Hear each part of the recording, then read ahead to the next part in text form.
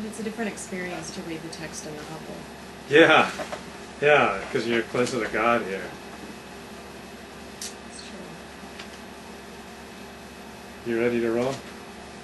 Okay, great, folks. Here, live in the Hubble, and with the Torah sage Monica. And this week's Torah portion is Shoftim, which is found in the book of Deuteronomy, beginning in chapter 16 and running through around chapter 20. And I found this kind of breaking news story that kind of shed light on what we're doing today. The headline is, Mistranslated Myths of Nomadic Desert Shepherd Tribe Taken at Face Value. Arcane, poorly translated scrolls etched by an unknown hand thousands of years ago were taken at face value Monday when Pittsburgh orthodontist Donald Royce consulted an English translation of a Hebraic manuscript titled Deuteronomy for guidance in a personal crisis. I was at my wit's end over what to do about my failing marriage, Royce said. Marjorie and I thought about counseling, therapy, even divorce. In the end, though, I got the help I needed from a book of stories inscribed by an itinerant Middle Eastern shepherd many millennia ago. So that breaking news story is from The Onion back in May 3rd, 2000. So, And it's still breaking news. yeah, it's still breaking news. It's still as fresh. Yeah. Isn't that the definition of a classic? That it still has something to say It's to always us breaking.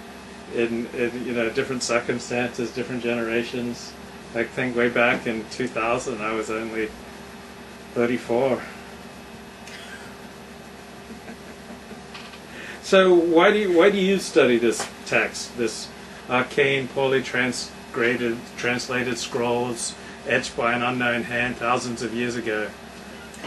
Well, in the same way that this Onion article is perpetually revelatory, this particular text is constructed in such a way that every time you look at it, it looks different. Which is really interesting because it's going to show you something different every single time. There are a lot of ambiguities, there are a lot of contradictions, there are a lot of provocations. There's a lot of crazy stuff in it. Yeah. I mean, it's we're going to talk about stoning people, Yeah. which is really exciting.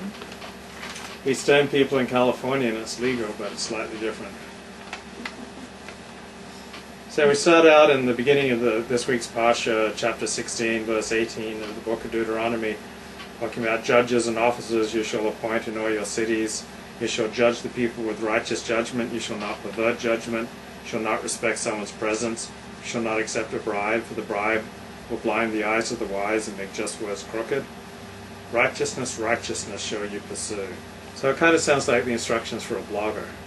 Like, we go back 3,200 years, and God and Moses, like, these are the instructions. If you want to blog, you've got to make judgments about what's worthy of going on your blog and what deserves to be widely distributed and what does not deserve. And you have to make judgments about which of competing stories are worthy of being portrayed and how to fit together the missing pieces and how to be fair. So I think this is a great manifesto for bloggers, for journalists, and as well for the judges of the people.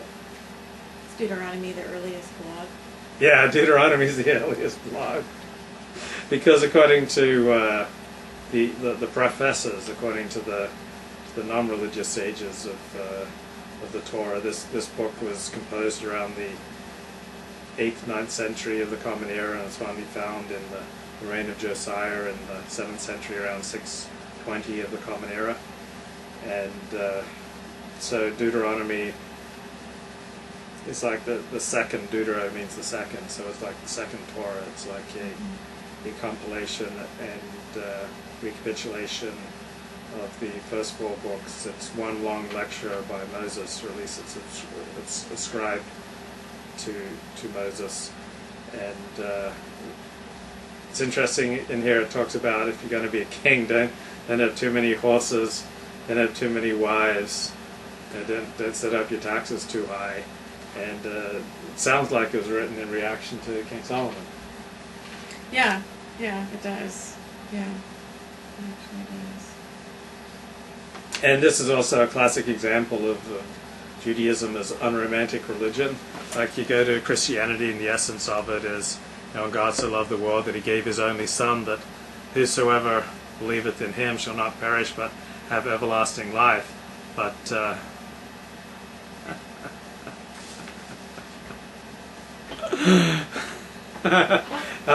just want to let you know, all the Gentiles, I want you to go to the back of the chat room and don't speak up before the chosen ones have had the chance to ask their questions. So please know your place.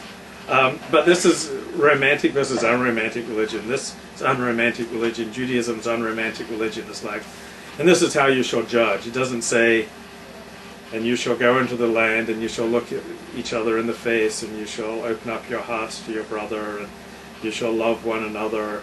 And if you have a dispute, try to talk it out with someone, and you shall listen empathically and try to use active listening, where you restate what the person says.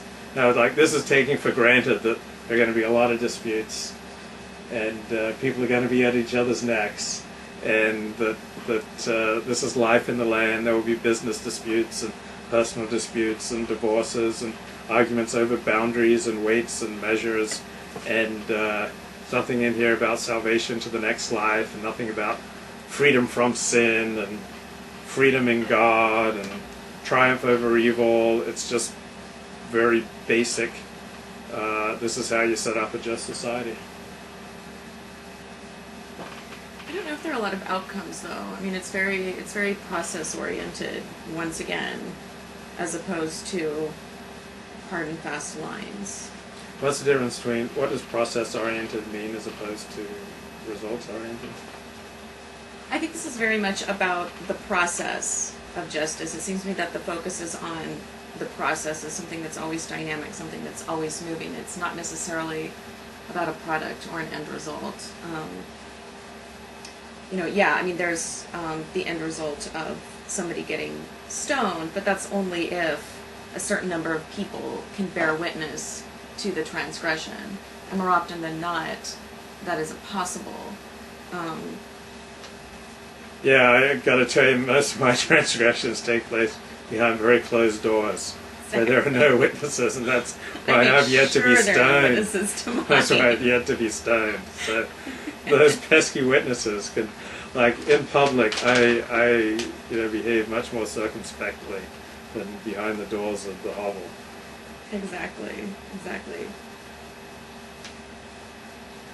So yeah, set up judges. I mean, there are like words that make Christians excited, and there are words that make Jews excited. And the word justice is a word that makes Jews excited. Like, Yeah. Jews love justice. Justice. Social justice. Law. Law is another word that gets Jews excited. For secular Jews, it's secular law, and for religious Jews, it's more Torah law. But Christians believe in the heart. Like, you transform someone's heart by accepting God's love, establishing a relationship with God. Then out of that, you'll then act justly and kindly and with love and compassion. The Jewish process and the Torah process is much more outside in. While there are commandments on how you should orientate yourself with your heart, is primarily, and this is how you should act. That if you do these acts, that will help you to get right with God. While in the Christian approach, you get right with God, and then the good acts flow from that. Well, in Christianity, how you feel matters. Intentionality matters, whereas in Judaism, Not as it matters much. what you think, Yeah. what you feel, what you want. It's what you do that matters. Did you ever have anyone excuse your boneheaded behavior when you were growing up? Monica, you did what was in your heart. Yeah. Yeah, I remember that quite a bit in my Yeah. Christian. You did what was in your heart. One of the great things about being Jewish is no one ever excuses your boneheaded behavior by saying, Monica, you did what was in your heart. Well, that, and the positive spin on that is they don't say, well, if you sinned in your heart, Right. you might as well have done it. You've done Right. it. If you thought about it, you've done it. Yeah. Which would be a Christian. I had to say that's one of the most asinine phrases, I think. You did what was in your heart. I mean, the heart is a really filthy place much of the time. At least mine is. And like the excuse, you did what was in your heart, I just